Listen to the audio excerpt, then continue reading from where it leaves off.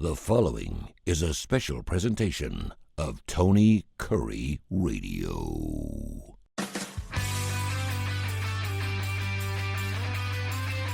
If you've been listening to Tony Kurre Radio or your favorite podcast, wherever we're available, we're now available on Audacity. We're on the Coastal Digital Sports Network. We're all over the place. We're always growing, always doing new things here. And, of course, thanks to Michael Coleman, the Heart of Alabama Food Bank, HAFB. Check them out. Hashtag that bad boy and everything you do. And you can certainly be helping a wonderful cause, 35 counties in the great state of Alabama out of Montgomery. Bite by bite.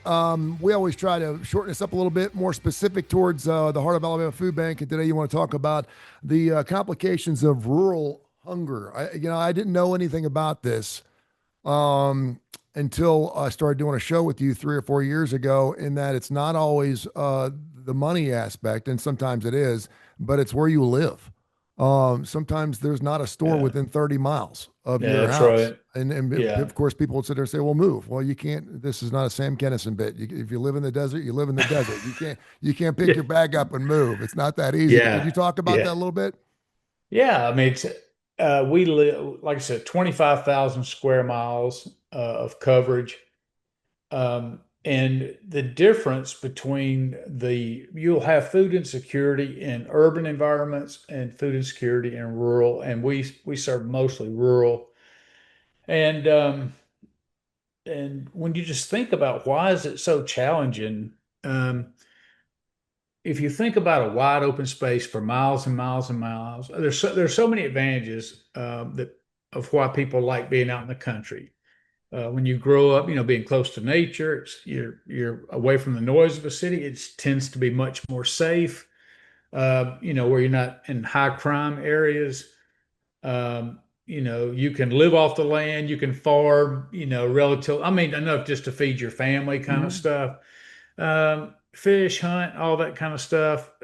So many people that grow up in that. And it's easier if you have resources, but when you're struggling, and it can be really difficult when you're in a rural area.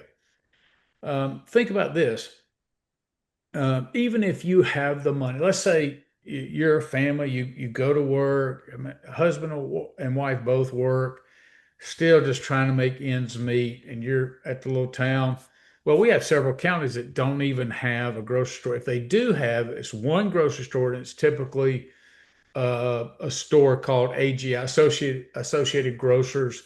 Now, I'm thankful for them, and I'm not knocking those stores in any way, but it's not a chain store like a Publix or Walmart or things like that. And so because those you don't have the same buying capacity. So we know items are going to be higher. You may not have the same selection, on and on and on. But even then, you might be, 25 to 30 miles in a county away from that store. So you've got a ways to go. And if you think about, I can, it's not too much gas if I live in an urban environment and go 2 miles down the road to a store. But if I have to go 25 miles, then I have to have a reliable enough transportation to be able to go there, get it, and get back. So there's gas, there's all that kind of stuff. So more and more barriers come into place because you're talking about distance, you're talking about time, you're talking about lack of resources. If I live in the city, even if I live in a poor place, I can get a bus. I can take that down to, let's say, the SNAP location for food stamps, or I can take it to the health clinic or other nonprofit resources. I mean, when you get into the heart of Montgomery, there's tons of nonprofits and different resources that you can access through, the bus routes and where they go. You get out away from that, even in small towns, they're not going to have any transportation. But then you get out in even more rural areas, out what we just call the country, out in the country, you don't have anything out there. And so you get very isolated, and you don't have access to good health care.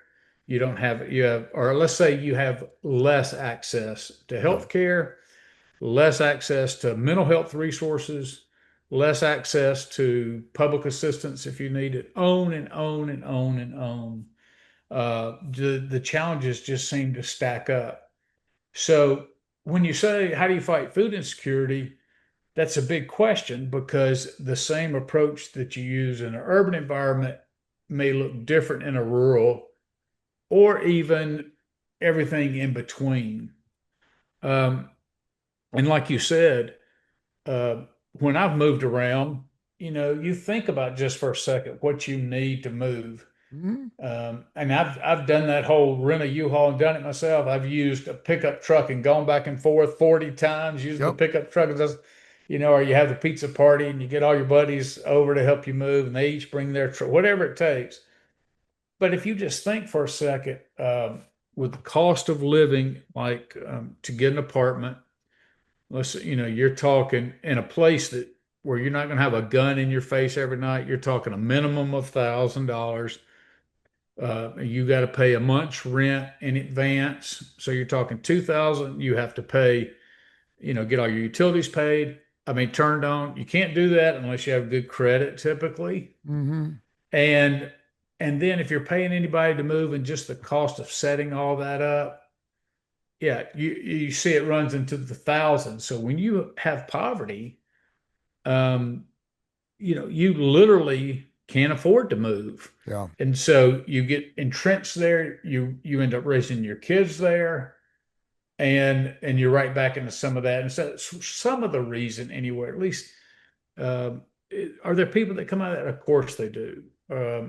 But it's just a different segment, different challenges in that environment versus an urban environment. How can people help you out? Yeah, just get involved. Get involved with your local food bank or local food pantry. Educate yourself. Go to hafb.org. Donate if you can. Come volunteer. We are so blessed. We have more volunteers than we have volunteer opportunities. But learn and help educate your neighbor on it. And one of the things we try to do is educate people that and get rid of the old stigmas that we're just people are just too lazy to work. And while there's always some of that, the vast majority of people work are just hardworking people who can't make ends meet. And we're there to help lift them up through some tough times. One day at a time, my brother. Have a great That's weekend. right. Thank you, man. I All right, appreciate buddy. you. You too. See you.